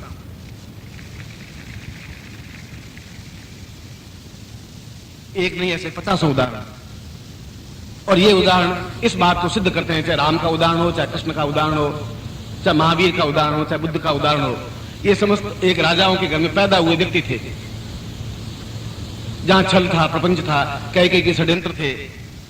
एक मोहग्रस्त दशरथ था जो अपनी जवान पत्नी के कहने से अपने बेटे को घर से निकाल देता है, धक्के मार देता है, जो अन्याय कर लेता है, भरत को राजगीर पर बिठाने के लिए हां भर लेता है। ऐसे वातावरण में पैदा होने पर राम को कोई याद नहीं करता। आज हजारों मंदिर जो बन गए हैं वो राम जन्म की वजह से नहीं बने, उन्होंने शक्ति की आराधना के माध्यम से शिव की आराधना तो की, शिव की स्थापना की, क्योंकि द्रविड़ देश में, द्रविड़ों में शिव की मान्यता थी और शिव की रामेश्वरम के रूप में स्थापना की। मगर उसके पास उस शक्ति की आराधना थी। 14 दिन तक जिस साधना को किया, जिस साधना के माध्यम से उन्हें जीवन की पूर्णता प्राप्त की, आज हम उनको नाम गर्व के साथ लेते हैं कि हमारे भारतवर्ष में कृष्ण जैसे भी पैदा हुए, बुद्ध जैसे भी पैदा हुए, महावीर जैसे भी पैदा हुए। जिन्होंने भी शक्ति की आराधना की वो जीवित रहे, जो शक्ति से वंचित हो गए वो मर गए, मिट गए, उनका नाम नहीं रहा। इतिहास में उनका कोई उल्लेख नहीं है, और इतिहास में अगर उल्लेख नहीं है तो ये जीवन बेकार है। इतिहास में कोई उसको स्मरण नहीं करेगा, उसकी वाणी में ताकत नहीं होगी, क्षमता नहीं होगी, बोलने की शक्ति नहीं होगी, उनको कोई याद नहीं रखता। गालियां देने से आप महान नहीं बन सकते, थप्पड़ मार देने से भी महान नहीं बन सकते, चक्कू छुरी देने से भी महान नहीं बन सकते। वो महानता के क्षेत्र होते होते राम और कृष्ण अपने चाकू लेके घूमते फिर बुद्ध इतना माथा फोड़ी करता ही क्यों साधना करता? अस्त्रों के माध्यम से जीवन को जीता नहीं जाता, और जो जीवन को जीत लेता है, जहां पर जीवन के दोनों अर्थ हैं, जीव न, जब अपने सुखों की ओर ध्यान दे ही नहीं, और जीवन, जंगल में रहने वाले व्यक्ति की तरह जिए, राग रंग में नहीं जिए। जीवन के दोनों अर्थ, या तुम राग रंग में जिए, चल रहा है, दुखी हो रहे हैं, गालियां दे रहे हैं, परास्त हो रहे हैं, जीवन चल रहा है, मर जाएंगे, कोई आपको रोकेगा नहीं। मगर आप राम कृष्ण नहीं बन सकते, फिर आप हनुमान नहीं बन सकते, फिर आप तेजस्वी व्यक्तित्व तो नहीं बन सकते, विश्वामित्र नहीं बन सकते। और कोई बपोती नहीं थी कि उनकी माँ ने पैदा कर दिया विश्वामित्र को, अब कोई माँ विश्वामित्र पैदा कर ही नहीं सकती। जन्म के साथ में विश्वामित्र अपने आप में कोई महान योगी नहीं थे, कोई महापुरुष ऐसा नहीं था, महापुरुष बाद में बने। इसका मतलब यह हुआ कि कोई भी व्यक्ति अपने आप में महापुरुष बन सकता है यदि उसको सही गुरु मिल सके। भक्ति के माध्यम से मैं पूर्णता नहीं पा सकता। ये भक्ति काल है, ये भक्ति है, करते रहिए। भगवान कृष्ण कभी प्रसन्न होंगे तो आपको बेड़ा पार कर देंगे। करें नहीं करें तो ठेका नहीं। आए कृष्ण नहीं आए, राम जी को हम राम से शुरू किया, भाई घर से निकले, दशरथ जी ने निकाल दिया, धक्के से निकाल दिया, फिर चले गए, सीता जी साथ में चली गई, फिर आगे किष्किंधा कांड हो गया, फिर आगे लंका कांड हो गया, रावण मर गए, वापिस घर आ गए। एक बार कहो तो भी वही बात, 500 बार कहो तो इसमें कुछ चेंज नहीं आया कि रावण घर में आ गया पहले से, ऐसा कुछ हुआ नहीं। वो तो गए, रावण के पास नहीं गए, फिर पहली बार चले गए, दूसरी बार चले गए, 10वीं बार चले गए। इसमें नवीनता क्या हुई? नवीनता ये गिड़गिड़ाते रहे, हे राम तुम मेरा बेड़ा पार करो, और राम जी ने बेड़ा पार किया नहीं। क्योंकि अगर राम जी बेड़ा पार करते तो राम शक्ति पूजा नहीं करते थे कि राम अपने आप में, मैं राम के प्रति आराध्य देव, मैं ऐसा नहीं कह रहा हूं, पर वो उन्होंने भी शक्ति की पूजा की, ये कह रहा था। तो हम उस राम के थ्रू शक्ति के पास जाए तो हम क्यों नहीं सीधे ही गुरु शक्ति के पास चले जाए? मैं आपको उस जगह खड़ा कर रहा हूं।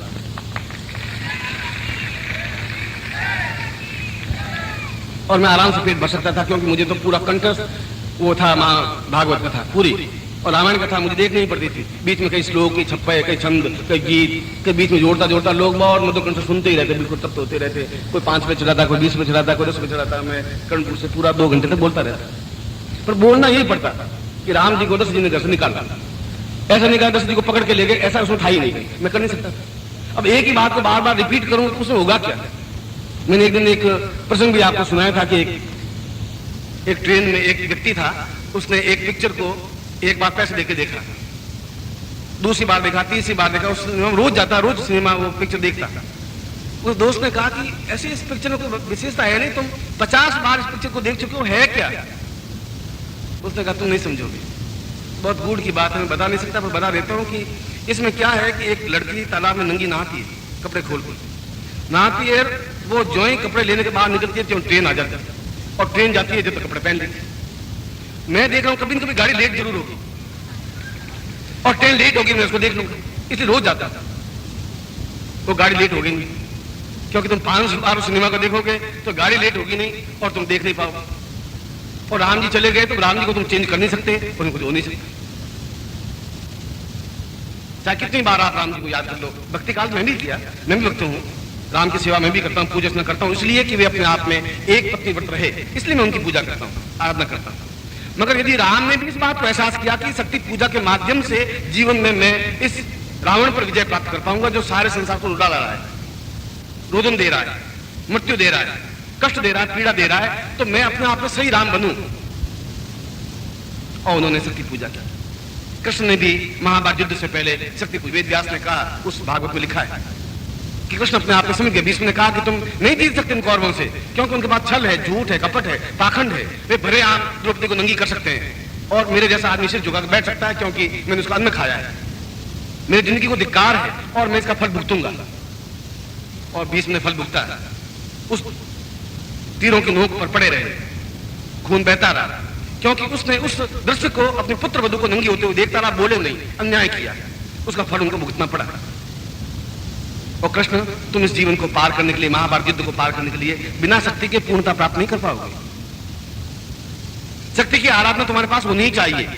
कृष्ण ने इस बात को एहसास किया, ये बात सही है। वे सांदीपन के पास वापस गए। सांदीपन ने कहा कि शक्ति की आराधना के बिना तुम जीवन में कृष्ण नहीं बन सकते, एक सामान्य राजपुत्र बन सकते थे, जैसे दुर्योधन है, जैसे दुशासन है, जैसे युधिष्ठिर है, जैसे भीम है, जैसे अर्जुन है, जैसे नकुल है, सहदेव है, उनमें से तुम एक बन सकते हो। तुम्हारा नाम आने वाली पीढ़ियां नहीं ले सकती, और जिसका नाम आने वाली पीढ़ियां नहीं ले सकती उनका जन्म अपने आप में बेकार है। कोई जरूर नहीं अगला जीवन तुम्हें कैसा मिले, कहां मिले, कब मिले। इस जीवन में ही अगर आप एक सामान्य व्यक्ति से महापुरुष बन सकते हैं तो बन सकते हैं, सामान्य व्यक्ति भी रह सकते हैं, उस अर्थी पर जा सकते हैं जैसा बुद्ध ने देखा। पर ठोकर नहीं लगी, बुद्ध को ठोकर लगी, सारथी को ठोकर नहीं लगी, वो सारथी बना रहा। हमें याद भी नहीं सारथी का नाम क्या था, पर बुद्ध का नाम याद है कि एहसास हुआ कि बात पते की है। सारथी कह रहा है बात सही है, एक दिन मेरी गलती होने वाली है, एक दिन मैं मृत्यु पर चला जाऊंगा उन खपुच्चियों पर लेट करके, वह जीवन बेकार है। और तुमसे ज्यादा उनके पास धन था, राज्य था, सुंदर पत्नी यशोधरा जैसी पत्नी थी, राहुल जैसा पुत्र था, अपने आप में पूर्ण वैभव था, सुख था, नर्तकियां थी और भोग था। छोड़ दिया एक सेकंड के लिए, क्योंकि यह साथ कुछ है नहीं, इससे कुछ प्राप्त नहीं हो सकता है। प्राप्त हो सकता है तो ऐसा कि मैं मृत्यु को प्राप्त ही नहीं कर सकता। मृत्यु मेरे पास नहीं आ सकती और बुद्ध नहीं मरे। आज भी आपको मुझको बुद्ध का नाम याद है। मृत्यु उसकी होती है और हम मृत्यु से घबराते हैं तो क्या करें? तो एक पत्थर पर नाम लिखवा करके कि सेठ चुन्नीलाल जी ने इस धर्मशाला में 101 रुपए दिए और एक पत्थर चिपका देते। फिर भी हम डरते हैं कि कुछ न कुछ हमारा नाम रहे। बेटों को कहते हैं हमारा श्राद्ध बेटा जरूर करना, क्योंकि तुम याद तो रखना। एक बेटे के याद रखने से तुम्हारा जीवन नहीं बन सकता। एक उस पत्थर पर नाम खुदवाने से, अगर लक्ष्मण झूला से तुम गीता भवन तक जाओ ऋषिकेश में, तो 10,000 नाम उस पत्थर पर खुदे हुए नीचे। देख लीजिए कि एक पैर पर 10-10 नाम खुदे हुए हैं। यहाँ गीता देवी ने पत्थर जड़वाया, आर्या देवी ने पत्थर जड़वाया, अपने बाप के यादगार में पत्थर जड़वाया। तुम जड़ाते रहो पत्थर। हमें तो यही याद नहीं कि किशन लाल जी कौन थे। पत्थर उसके ऊपर पांव रख करके हम तो चले गए, गीता भवन में पहुंच गए। पत्थरों पे नाम नहीं खुद सकते। नाम तो इतिहास पे खुदा जाएगा, तब तुम्हारा कुछ नाम होगा, तब तुम महापुरुष बन सकोगे, तब तुम अद्वितीय बन सकोगे, तब मेरे शिष्य बन सकोगे, तब तुम्हारा गुरु बन सकूंगा।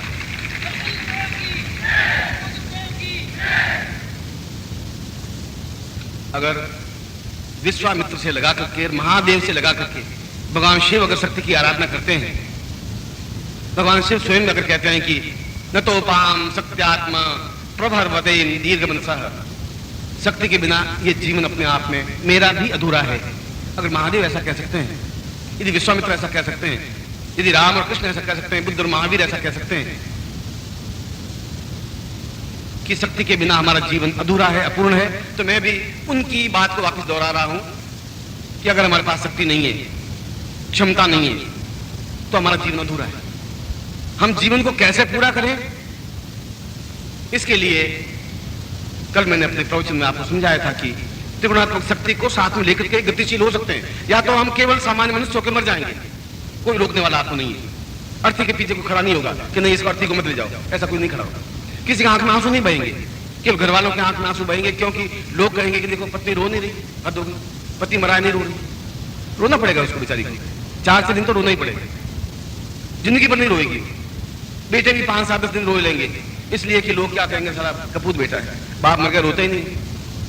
तो थोड़ा ब्लेसिंग डाल के रोना तो पड़ेगा ही, इतना तो होगा।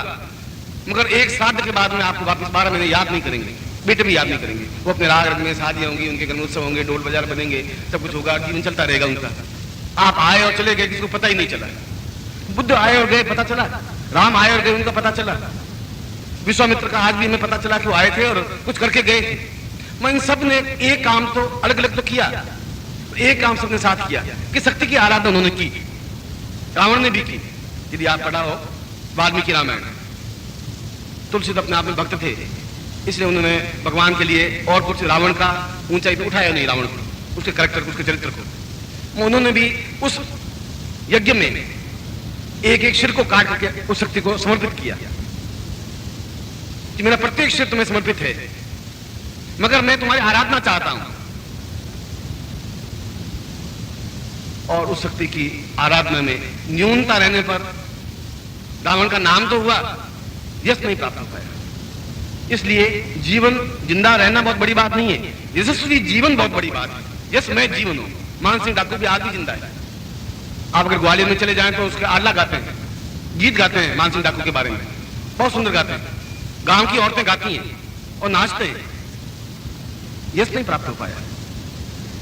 यश तब प्राप्त हो पाएगा जब हम पूर्ण रूप से शक्तिवान बन करके अपने कार्य के माध्यम से महापुरुष बन सकेंगे। कुछ ऐसा कर सकेंगे जो आने वाली पीढ़ियां, ये समाज, ये देश हमारे नाम को स्मरण रख सकेगा, एहसास कर सकेगा कि वो बहादुर है, क्षमतावान है, उसने कुछ किया।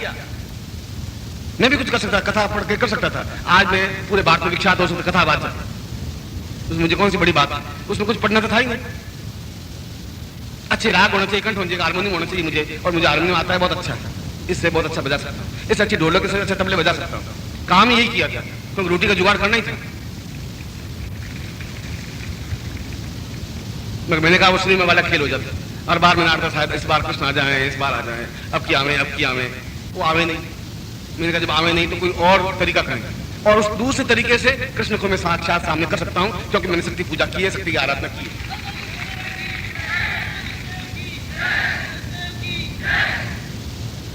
इसलिए तुम्हारे सामने दोनों रास्ते हैं। एक रास्ता जिंदा हो, सांस ले रहे हो, गतिशील हो, और दिमाग में सैकड़ों प्रकार की समस्याएं, परेशानियां हैं। बेटा का पूछे, वो मान नहीं रहा है, बहू को क्या करें, इसका नहीं, पैसा है नहीं, व्यापार में घाटा हो रहा है, इसमें से हो रही, क्या हो रहा है। उस प्रकार से जूझते जांचते आप टेंस रखते हुए जल्दी मर जाएंगे।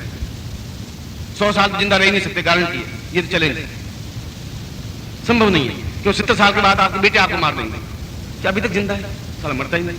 भगवान ने क्या हो गया, उनको आश्चर्य। लोग पूछेंगे आप कितने साल के, 70 साल, और जिंदा है अभी तक। लो, ये उनके लिहाज से 70 साल का साल जिंदा कैसे। आप भी सोचोगे साल आप जिंदा रहने से फायदा क्या। बहू आपको कुछ खिलावे नहीं ढंग से, बेटे आपको कुछ पूछे नहीं पूछेंगे, क्योंकि वो अपने अपने कार्यों, अपने परिवार में व्यस्त हैं। आप अपने परिवार में व्यस्त थे, आपने शक्ति की आराधना की नहीं, इसलिए आपको कोई पूछेगा नहीं। वो भी शक्ति की आराधना नहीं करें, इसलिए उनको जीवन में कोई मतलब नहीं। आपने पैदा कर दिया, ठीक है, आपने मौज मस्ती के लिए पैदा कर दिया, हमने कहा था आपको, हमने कहा था हम पैदा कर, अब हम क्यों सेवा करें। ऐसा जीवन जीना चाहते हो, आपका जीवन बिल्कुल सही है, कुछ करने की जरूरत नहीं। और एक दूसरा जीवन और है जिसमें शक्ति की आराधना है।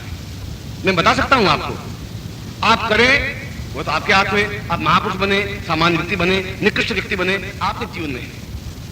एक गुरु के नाते मुझे आपको गाइड करना, समझाना धर्म है, फर्ज है, कर्तव्य है, क्योंकि उस रास्ते पर चला हूं मैं, चल करके देखा है, अनुभव किया है, और इन सारे उदाहरण मेरे सामने है। फिर आपका नाम अपने आप में इतिहास में अमर होगा। आने वाली पीढ़ियां तुम्हें याद रखेंगी। बेटे याद रखेंगे नहीं रखेंगे, तुम्हें याद नहीं राम का बेटा कौन था, तुम्हें पता ही। लवकुश थे तो लवकुश के बेटे कौन थे, उनके नाम तो तुम्हें मालूम है ही नहीं, गारंटी के साथ नहीं। बेटों की वजह से राम जिंदा नहीं रहे, राहुल की वजह से कृष्ण जिंदा नहीं रहे। वे जिंदा रहे अपने नाम, अपने कार्यों से, अपनी महानता से, अपनी विद्वत्ता से, अपनी चैतन्यता से। ये चैतन्यता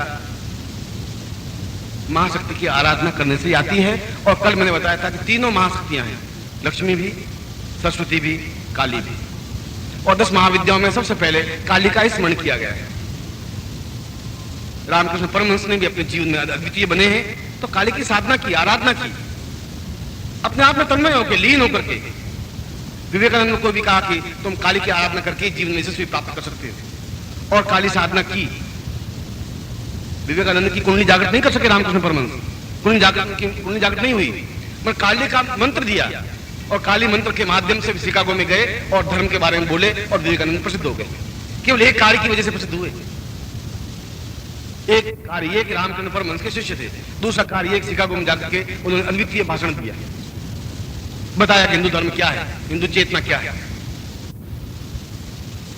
केवल इतने से, उस काली के मंत्र जाप से अगर वे विवेकानंद आज जीवित रह सकता है, रामकृष्ण परमहंस जीवित रह सकता है, इतना ऊंचाई पे उनको महापुरुष कह सकते हैं, तो हमारे मन में भी ख्वाहिश है, हमारे मन में भी इच्छाएं हैं, मगर हमें कुछ मालूम नहीं है, तो फिर हम पत्थरों पे नाम खुदवा करके रख देते हैं, किसी में एक ईंट लगा देते हैं, कोई छोटी मोटी, जिस प्रकार से भी हो हमारा नाम जिंदा। हर व्यक्ति जिंदा रहना चाहता है, मरने के बाद भी हर व्यक्ति की ख्वाहिश है कि कुछ मंदिर बना दूं, कुछ छोटा मोटा कोई गुरुद्वारा बना दूं, कुछ करूं, मगर हाथ वापिस पीछे रोक देता है, क्योंकि उनके जीवन में कोई गुरु नहीं है। समझा नहीं सकता कि बिना चैलेंज लिए तुम कुछ कर नहीं सकते, या इस पार होगा गाड़ी, या इस पार होगी, या मर जाएंगे तो मर जाएंगे, या जिंदा रहेंगे तो फिर महापुरुष बनेंगे, अद्वितीय बनेंगे, क्योंकि पुरुष रूप में, नर रूप में पैदा हुए। पूरे इतिहास को टटोला है, पौराणिक काल से, वैदिक काल से लगा करके और आज तक के इतिहास को टटोला है कि जो भी जिन जीवन में सफल हो सके हैं वो शक्ति के माध्यम से सफल हो सकते हैं। और शक्ति का तात्पर्य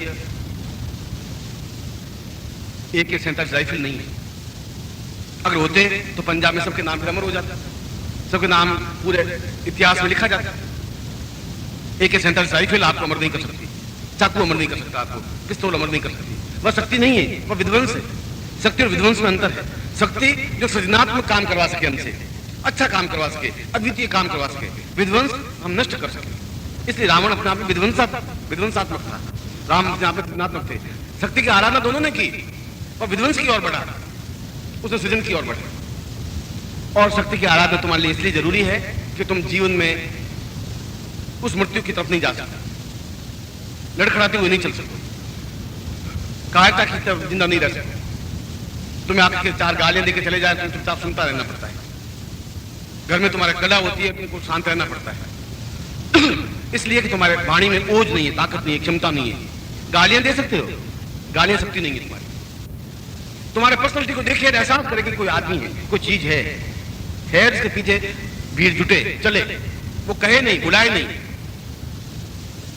इसलिए जंगल में, जीवन में, इन हजारों व्यक्तियों में से कोई एक शेर बन सकता है जो चैलेंज ले लेता है, जो ठोकर खा जाता है, जो एहसास कर लेता है कि कुछ है, कुछ मुझे बनना है। ऐसा जीवन, घिसा पिटा जीवन तो लोग जी रहे हैं, हजारों लोग जी रहे हैं। 1.5 करोड़ व्यक्ति दिल्ली में बैठे हैं जो जी रहे हैं। और नहीं आज ठोकर खाएंगे आप, 2 साल 5 साल और बीत जाएंगे, 10 साल बीत जाएंगे, 20 साल के बाद में आपको, मैं तो याद नहीं रख सकता, और कोई याद भी नहीं रख पाएगा। आपके पास में बैठा वो भी आपका नाम याद नहीं रखेगा। और यदि आपने कुछ शक्ति का संचरण किया, कुछ क्षमता आई, और वह शक्ति आराधना के माध्यम से, साधना के माध्यम से प्राप्त हो सकती है। ये दोनों रास्ते हैं, एक भक्ति का रास्ता है, गिड़गिड़ाने का रास्ता है, हाथ जोड़ने का रास्ता है, उनसे कहने का रास्ता है। वह एक रास्ता था, 200 साल तक चला। इस हिंदी इतिहास में भक्ति काल अपने आप में हुआ। उस समय में सब भक्त हुए, जितने पैदा हुए सब भक्त बने। कबीर, तुलसी, सूर, मीरा, नानक, ये जितने भी थे वो एक ही 100 साल के इतिहास में सब कुछ बन गए। 100 साल से पहले नहीं, 100 साल के बाद में नहीं। वह युग ही ऐसा था, जो पैदा हुआ वो अपने आप में पूर्ण रूप से भक्त बना। क्या भक्ति के माध्यम से, भक्ति के माध्यम से भी हो सकता है, मगर वह अपने आप में वीरता नहीं दे सकती, क्षमता नहीं दे सकती, जूझने की शक्ति नहीं दे सकती। और भक्ति के माध्यम से बनते तो प्रसिद्ध बुद्ध और महावीर भक्ति करते थे, राम राम कृष्ण कृष्ण करते रहते। उन्होंने भी ये कहा, बुद्ध ने धम्मपद आपने आप पढ़ा हो तो धम्मपद में कहा कि भिक्षुओं कायर मत बनो, बुजुर्ग बनने की जरूरत नहीं है, तुम्हें क्षमता है तो शक्ति प्राप्त करो।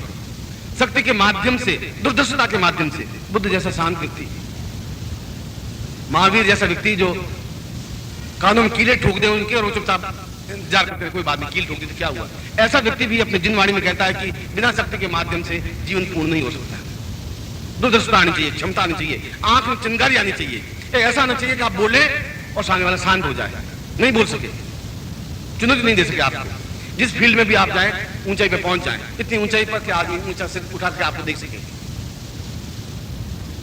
वह साधना के माध्यम से प्राप्त हो सकती है, भक्ति के माध्यम से संभव शायद नहीं है। इतना लंबा रास्ता हमारे पास नहीं है, बहुत छोटा रास्ता है।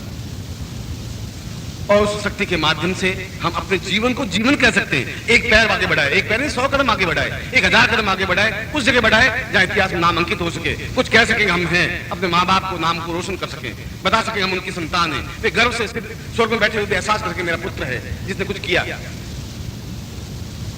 हम किस तरीके से उनको गर्वोन्नत कर सकते हैं? हम कैसे कर सकते हैं कि हमारे दमनियों में उन ऋषियों का खून, जिसको विश्वामित्र कहते हैं, जिसको वशिष्ठ कहते हैं, जिसको दुर्वासा कहते हैं, कहाँ है खून हमारे शरीर में? इतना कायर खून कैसे हो गया?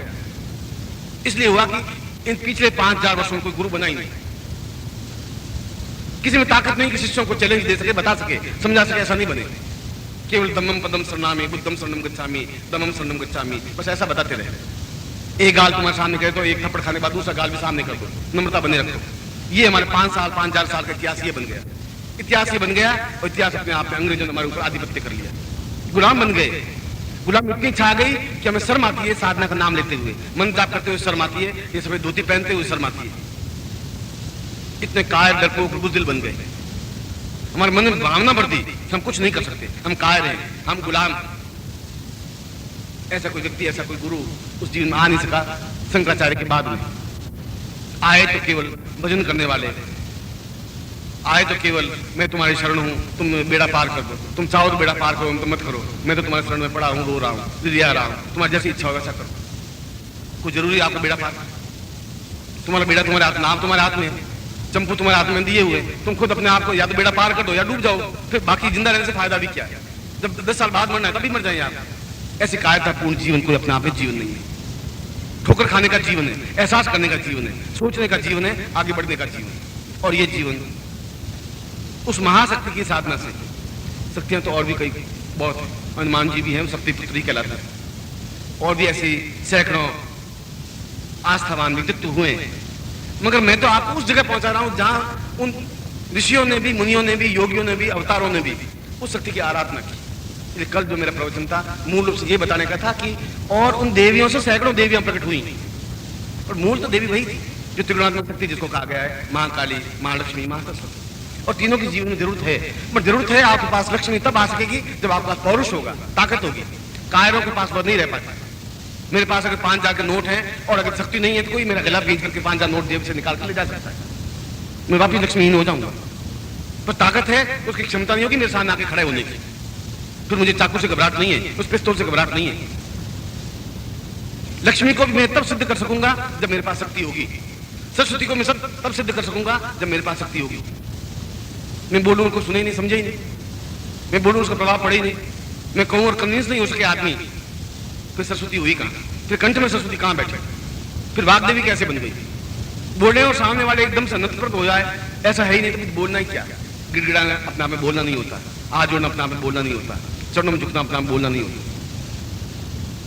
ये शंकराचार्य ने कहा कि मैं केवल 2 जगह सिर झुकाता हूं, ईश्वर के सामने, रामकृष्ण नहीं बोले, ईश्वर बोले, ब्रह्म बोले, ब्रह्म के सामने या अपने गुरु के सामने। तीसरी जगह मेरे सिर झुकेगा ही नहीं, झुक नहीं सकता, संभव नहीं है, क्योंकि मैं शक्ति पुत्र हूं।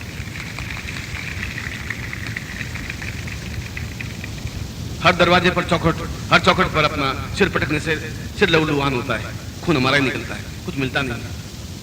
हम चौखटों पर सिर पटक करके बहुत हुए, मंदिरों में सिर बहुत घिसा है, यहाँ पूरा घिस गया पूरा शरीर।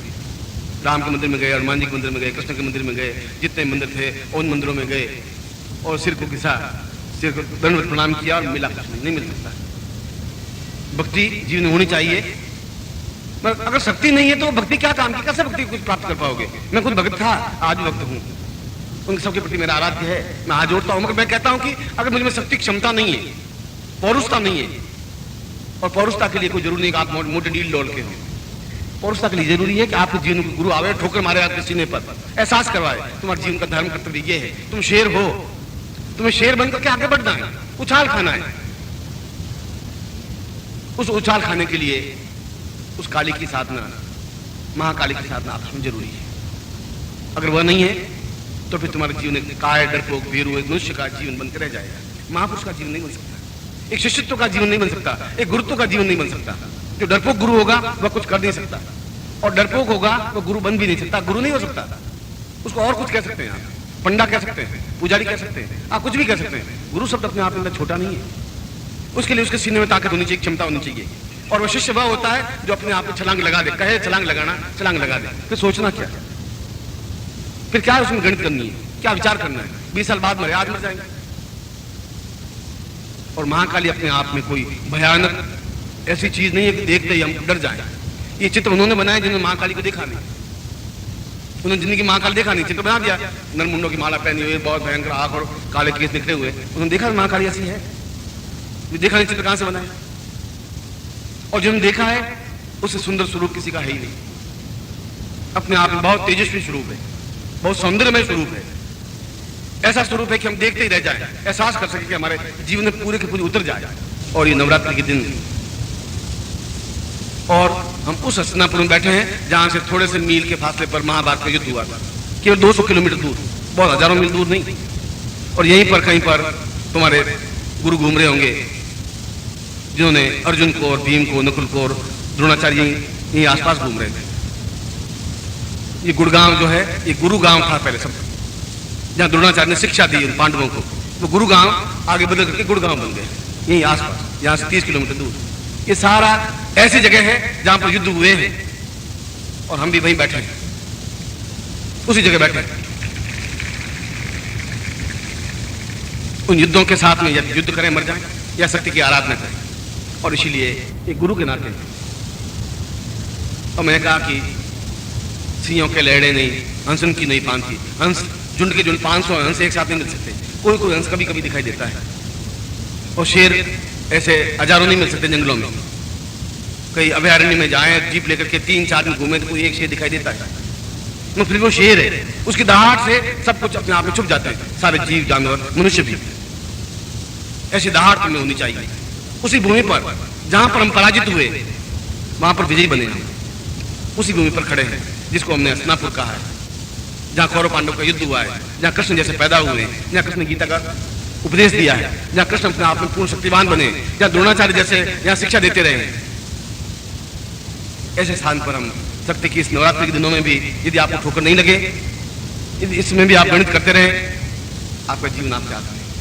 मैं आपको समझा सकता हूँ, मैं आपको बता सकता हूँ, ये कह सकता हूँ कि मैंने इस सारे जीवन को पार करते हुए तुम्हारी जगह पहुंचाऊंगा। ये सब अनुभव किए। मास्टरी क्या होती है मुझे मालूम है। हेड मास्टर के सामने छुट्टी लेते समय क्या क्या करना पड़ता है मुझे मालूम है। कितना गिड़गिड़ाना पड़ता है ये मुझे मालूम है। ये मुझे मालूम है कि 1 तारीख कितनी मुश्किल से प्राप्त होती है, ये भी मुझे मालूम है। मैंने देखा जिंदगी में, और कभी कभी बन करके भी देखा है, भाषण बन करके भी देखा है, पीएचडी करके भी देख लिया है, उस बाद कथावाचक बन करके भी देख लिया। जीवन के सारे अनुभव लिए और लेने के बाद इस जगह पहुंचा हूं कि ये मेरे जीवन का हेतु नहीं बन सकता, ये मेरे जीवन को पूर्णता नहीं दे सकते। दहाड़ की मेरे जीवन में नहीं आ सकती, चिंगारी मेरे जीवन में पैदा नहीं हो सकती जब तक मैं साधना नहीं करूंगा। और मैं अपने शिष्यों को, अगर मेरे शिष्य हैं तो मैं उनको उस क्रीम को बताऊं कि मूल क्या चीज है। मैं इतने सारे रास्तों पर उनको नहीं घुमाऊंगा, इतने अनुभव को नहीं, ये बता दूं कि जीवन की पूर्णता किस जगह पर है। यदि गुरु हो तो ये कि मूल तत्व क्या है, कहां से हम सफलता पा सकते हैं।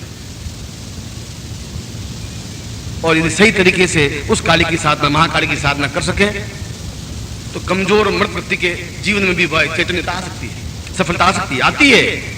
राम के जीवन में आ सकती है, रावण के जीवन में आ सकती है, बुद्ध के जीवन में आ सकती है, महावीर के जीवन में आ सकती है, तो तुम्हारे जीवन में भी आ सकती है, 100% आ सकती है। इसलिए मैंने कहा कि उसका स्वरूप अपने आप में डरावना नहीं है, भयानक नहीं है, डरने की जरूरत नहीं है। आप किसी पर पांव रखे वो खड़ी नहीं हो पाएगी, वह तो सबके ऊपर पांव रखा हुआ है, शिव के ऊपर नहीं, जो मुर्दा है। और हम भी मुर्दे हैं, पर हमारी विशेषता यह है कि हम चलते फिरते मुर्दा है। ये अजूबा है। मुर्दा तो है और चल रहे हैं, जिंदा सांस ले रहे हैं और मुर्दा है। क्योंकि रोज सुबह आके कोई भी गाली देके आपको चला जाता है, आप कुछ नहीं कर सकते।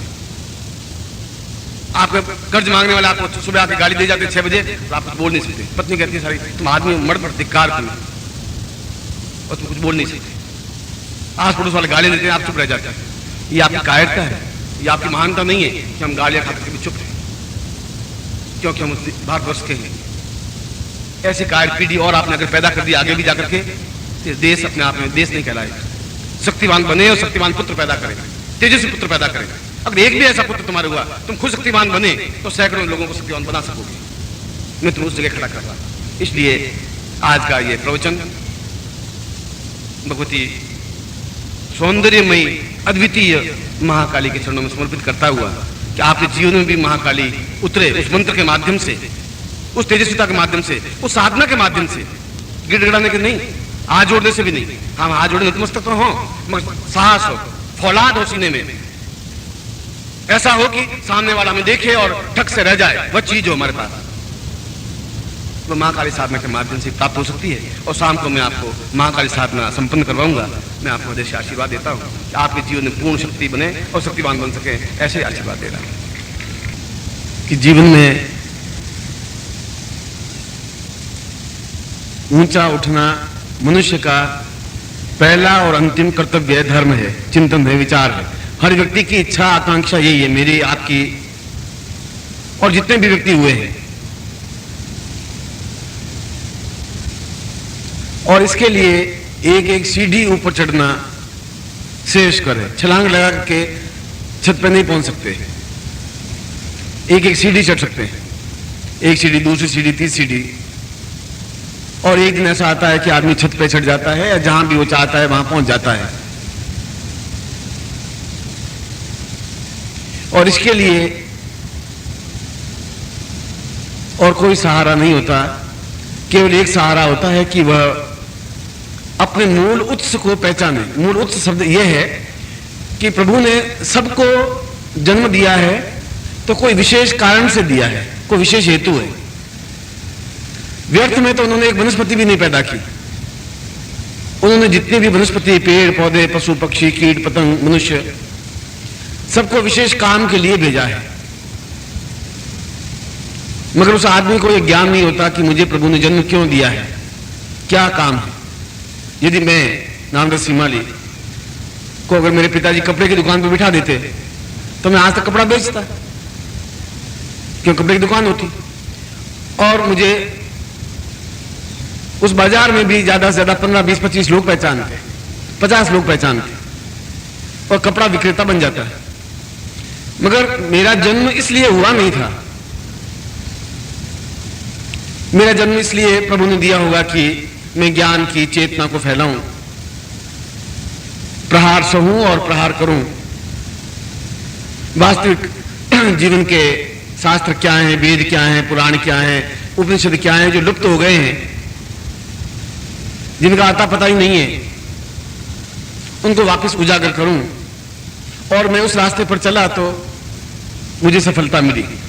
कपड़े की दुकान करता तो सफलता नहीं मिलती। आप भी कोई नौकरी कर रहे हैं, कोई व्यापार कर रहे हैं, पर आपके जीवन का लक्ष्य, आपके जीवन का उद्देश्य ज्ञात नहीं है आपको। चल रहे हैं, पिताजी किराने की दुकान थी, आप किराने की दुकान पर बैठ गए। पिताजी वकील थे, आपको वकालत सिखा दिया, वकील बन गए। मैं कई बार वकालत करते हुए या किराने की दुकान पर बैठते हुए आपको मन को संतोष नहीं प्राप्त होता है। ऐसा लगता है कुछ छटपटाहट है, कुछ बेचैनी है, कुछ ऐसा है जो मिल नहीं पा रहा है, मगर उसको कहां मालूम करें।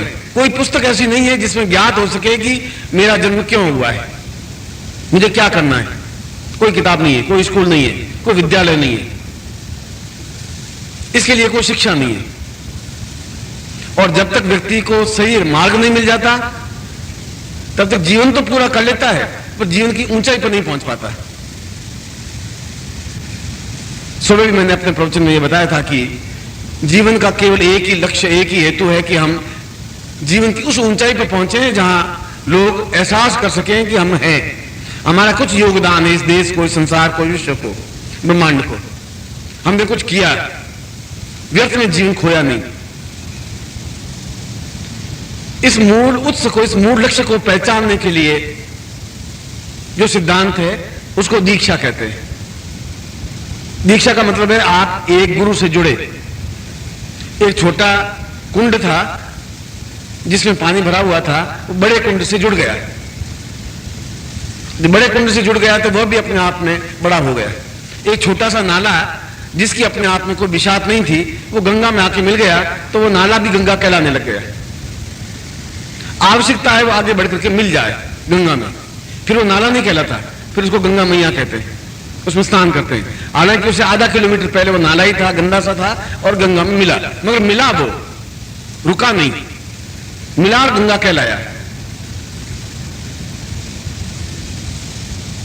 और उसके जीवन का लक्ष्य यही था कि मैं पवित्र बन सकूं, इसलिए बह रहा था। आपको जीवन का भी लक्ष्य प्राप्त करने के लिए यह पहली धारणा है कि आपके जीवन में गुरु हो। मेरे जीवन में भी एक गुरु हो, राम के जीवन में भी एक गुरु हो, कृष्ण के जीवन में भी गुरु हो।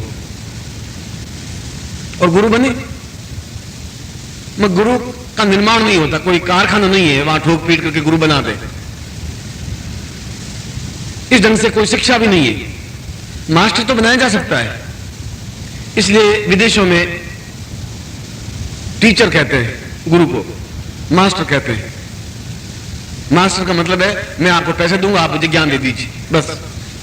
पैंट पहने हुए, बूट पहने हुए, सिर तना हुआ है, वो उनको सिखा देंगे कि यस इस ढंग से ये साइंटिफिक समीकरण है, ये फिजिक्स है, ये भौतिक शास्त्र है, केमिकल्स है। कोई आपस में अटैचमेंट नहीं है, क्योंकि वो जानते हैं मैं पैसे दे रहा हूं, ये सिखा रहा है। हमारे यहाँ ऐसा नहीं है। हमारी ये ऐसा माइंड में नहीं है कि हम पैसा दें और गुरु हमें कुछ सिखाए। गुरु का धर्म है उसको सिखाए, शिष्य का धर्म है कि वह उनके पास जाए। इसलिए हमारे यहाँ एक और नया शब्द बना, उसको गुरु कहा गया। ऐसा गुरु शब्द संसार में और कहीं है ही नहीं, किसी भाषा में नहीं है, किसी जाति में नहीं है। केवल भारतवर्ष में एक शब्द बना है जो अपने आप में वजनदार हो, लघु गुरु। जो बहुत हल्का हो वह शिष्य है, जिसमें ज्ञान का भंडार भरा हुआ है वह गुरु है। अगर जिसमें है नहीं, आप मेरी जगह बैठ करके गुरु तो बन सकते हैं। गुरु बनने के लिए कोई बहुत बड़ा लंबा चौड़ा कोई खेल या कोई सर्टिफिकेट लेने की जरूरत नहीं है। बने मेरे जैसा कुर्ता पहन लिया, एक दो माला रुद्राक्ष की डाल दीजिए, बैठ जाइए यहां और थोड़ी आंख मूंद करके बोलते रहिए। मगर वो खुद समझता है कि मैं खोखला हूं। इसलिए जीवन का लक्ष्य पहचानना और उसको बता देना कि तुम्हारे जीवन का लक्ष्य क्या है, इसका आधार भूमि दीक्षा है। इसे दीक्षा लेने के लिए पीछे और कोई स्वार्थ, कोई चिंतन नहीं है हमारा। मैं इसलिए दीक्षा नहीं दे रहा हूं आप मेरे शिष्य बन जाए और 5,000 में से 5,000 10 बन जाए। आपकी ड्यूटी है कि उसके बाद मुझे पूछे कि आखिर प्रभु ने मुझे क्यों उत्पन्न किया, क्या जरूरत थी मुझे उत्पन्न करने की। प्रभु तो कोई चीज बेकार बनाता ही नहीं। एक ऐसे भी धन्वंतरी ने, जब धन्वंतरी के गुरु ने कहा, धन्वंतरी उनके 15-20 शिष्य थे,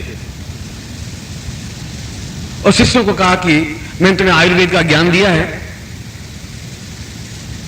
तुम जंगल में जाओ और जाकर के तुम्हारी यही गुरु दक्षिणा होगी, क्योंकि आज मैं तुम्हें अपने समाज में भेज रहा हूं।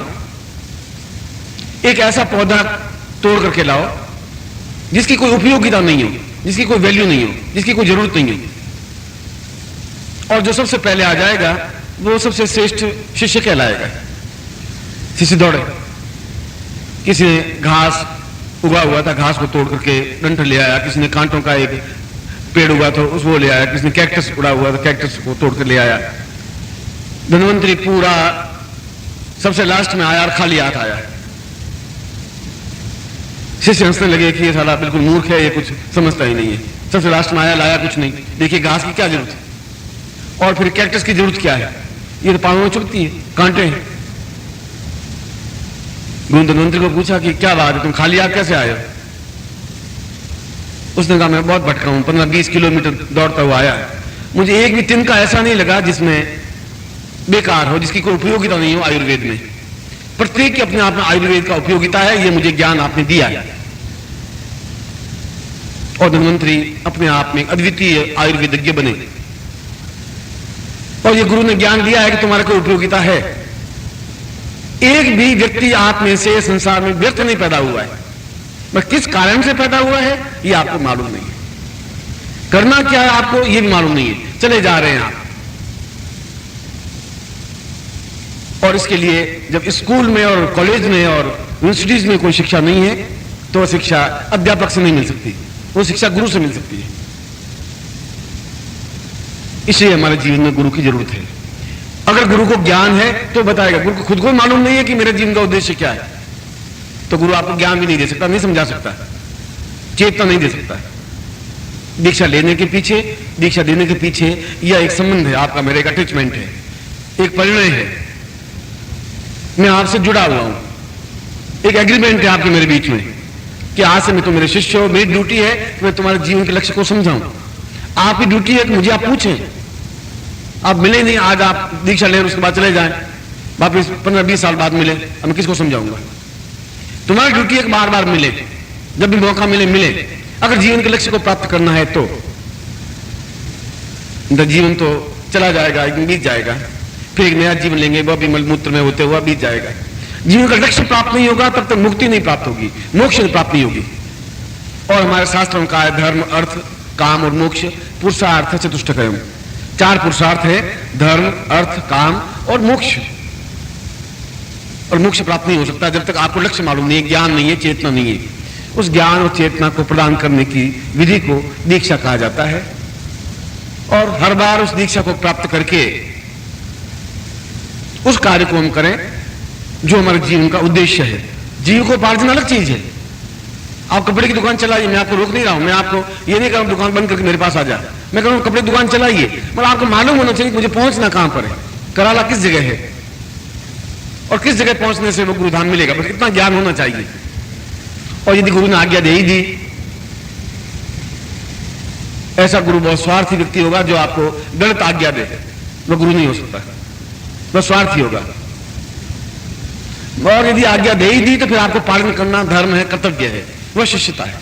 हो सकता है कि गुरु की बुद्धि कभी भ्रष्ट हो जाए, भ्रष्ट हो जाए तो गुरु नहीं कहला सकता, पर फिर भी आज्ञा पालन तुम्हारा कर्तव्य है, आज्ञा देना गुरु का धर्म है। मैं भी तुम्हारी जगह बैठा हुआ था, मैं यहां नहीं बैठा हुआ था जन्म से ही, मैं भी उस जीवन में उस पृथ्वी पर बैठा हुआ था, गुरु बैठे हुए थे, मैंने भी उनसे ज्ञान प्राप्त किया, चेतना प्राप्त की है। यह कि आज्ञा पालन करना, क्यों आज्ञा दे रहे हैं, अगर हम ही समझ लेंगे तो फिर हम गुरु ही बन जाएंगे, शिष्य रहेंगे ही कहां। अगर तुम्हें ज्ञान ही हो जाएगा फिर तुम शिष्य कहां रहे। ज्ञान नहीं है इसलिए वहां बैठे हो, जिस दिन तुम्हें ज्ञान मिल जाएगा उसने अपने आप समाज उठा करके यहां बिठा देगा। यहां से यहां तक पहुंचने में 100 साल भी लग सकते हैं, 5000 साल भी लग सकते हैं, 2 महीने भी लग सकते हैं। इस दीक्षा अपने आप में कोई व्यर्थ नहीं होती, कोई भी कार्य अपने आप में व्यर्थ नहीं होता है यदि वह सही तरीके से किया जाए, करवाया जाए। यदि गुरु सही तरीके से करे, यदि शिष्य सही तरीके से स्वीकार करे, मैं दीक्षा दूं और आप प्राप्त करें, आप में श्रद्धा हो, आप में ज्ञान हो, आप में चेतना हो, आप में एहसास हो कि मैं दीक्षा प्राप्त कर रहा हूं, ये मेरे जीवन का सौभाग्य है। क्योंकि मैं अगर उस रास्ते पर आपको खड़ा करना चाहता हूं जो आपके जीवन का लक्ष्य है, तो आप इस सांसारिक समस्याओं को जल्दी से जल्दी पूरी कर लें। जो भी आपके बच्चों की शादियां करनी है, कि घर में पैसा इकट्ठा करके देना है, कि आपके जीवन में कोई समस्या नहीं रहे उसको, कि जो भी है उस कार्य को कंप्लीट करने के लिए भी यदि आपके पास कोई साधन नहीं है और गुरु समर्थवान है, तो उस दीक्षा के माध्यम से उस समस्या का समाधान कर ले। कि ये मंत्र है, ये ज्ञान है, मैं तुम्हें अपनी चेतना देता हूं, अपनी तपस्या देता हूं, इसके माध्यम से तुम्हें मैं 90% तो पार कर लेता हूं, 10% तुम्हें खुद को चलना पड़ेगा। मैं तुम्हें कंधे पर उठा करके कंधे पर शादी के लिए लड़की के पास ले जाके मंडप में खड़ा कर दूंगा। अब फेरे तो तुम्हें खाने पड़ेंगे। ऐसा नहीं गुरु जी आप ही फेरे खा लीजिए बस, आप इतना नहीं कर सकता। मगर आप फेरे खाई नहीं, ठूंठ की तरह खड़े रह जाए। अब उसका तो मेरा कोई दोस्त नहीं, मैं तो वहां तक लड़की को पटा दिया, लड़की को तय कर दिया, भाई ये लड़का ठीक है, तू समझ दे, इसके साथ सुखी होगी। लड़के को समझाया कि बिल्कुल ठीक ठाक है, तुम्हारा गृहस्थ जीवन चलेगा, लड़ाई झगड़ा करना मत। और ले जाकर के तुम्हें आप ठक ठक करते हुए, मोड़ बांधते हुए, फूलों कार पहनते हुए ला करके खड़ा कर दिया। यहां तक तो मैं तुम्हें दीक्षा के माध्यम से खड़ा कर दूंगा। इसके आगे तो अब मैं क्या कर सकता हूं? 10% तो तुम्हें काम करना ही पड़ेगा। अगर आप काम कर लें 10%, जो मंत्र दूं उसमें श्रद्धा के साथ में कर ले, तो जरूर सफलता मिलती है। ऐसा हो नहीं सकता।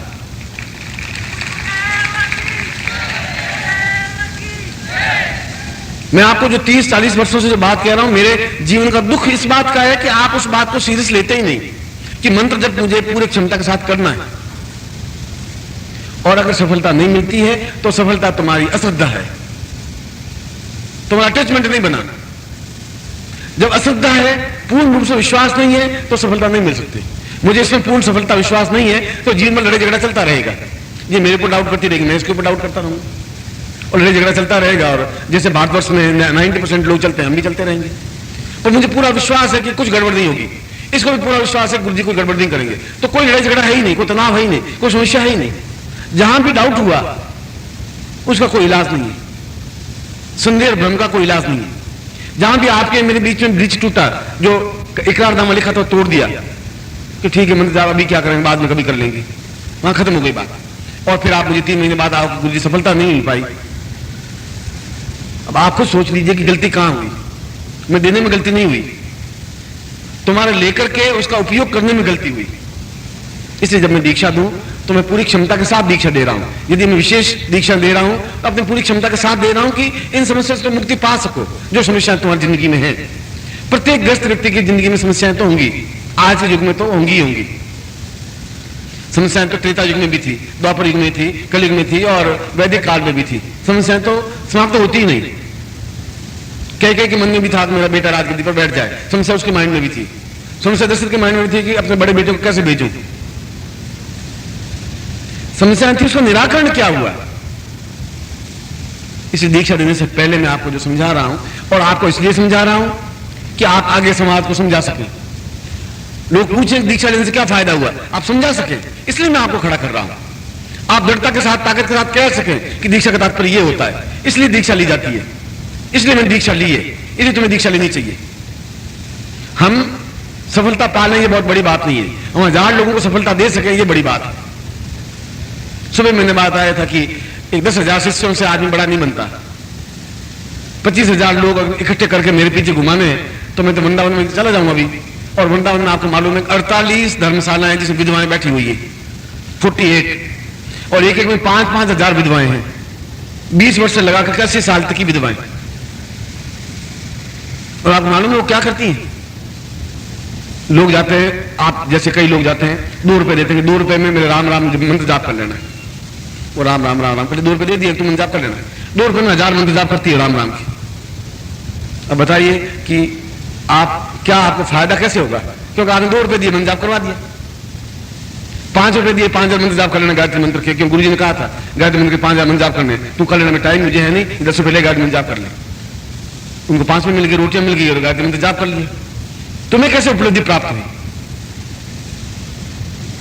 इसलिए अगर भीड़ को खड़ी करनी है तो प्रत्येक विधवा स्त्री 5 रुपए में यहाँ आती है, कहीं भी आप बुला लो, आपकी भीड़ में खड़ी हो जाएगी, कम से कम 10,000 औरतें खड़ी है, मैं प्रवचन कर रहा हूँ, लोगों ने कहा कितने महान गुरुजी हैं, कितने लोग सुनने के लिए आए, क्या चीज है, कर सकता हूँ। जब बाराती किराए पर दिल्ली में मिलते हैं तो श्रोता तो मिलते ही मिलते हैं, इसमें क्या लंबी चौड़ी बात है। जैसा बाराती चाहो, पैंट वाला बाराती 25 रुपए लेगा, पाजामा कुर्ता पहना 15 रुपए में आ जाएगा, ऐसा चलता हुआ 2 रुपए में आ जाएगा। आप जैसे बाराती चाहो, भीड़ चाहिए तो नाचने वाले, और वो मैं देखता हूँ यहाँ पर जब बारात जाती है तो आगे वो डिस्को करते हैं। मैं उसको एक को बुला के पूछता हूँ, मैंने कहा तुम इसके को रिलेटिव हो? कि नहीं जी, 15 रुपए में हम बुलाए, हम डिस्को कर रहे हैं, और क्या अब उस घर तक जाना है, फिर हम अपने घर, ये अपने घर। अब बताओ, तो 500 ऐसे लोग मैं डिस्को करने वाले ला सकता हूँ, जो है नाचते रहेंगे, झूमते रहेंगे एकदम से, और रात को दे देंगे किराया, उसको अपने घर चले जाएंगे। मैं ऐसा नहीं कर सकता, ऐसा करने से मैं गुरु नहीं बन सकता, मुझे ऐसी जरूरत भी नहीं। सुबह भी कहा कि 1000 शेर एक जगह मिलते ही नहीं, पूरे भारतवर्ष में इसमें 1800 शेर हैं, सिर्फ है ही नहीं, हजारों लाखों नहीं है, मगर वो शेर है, व्याघ्र है, ताकतवान है, क्षमतावान।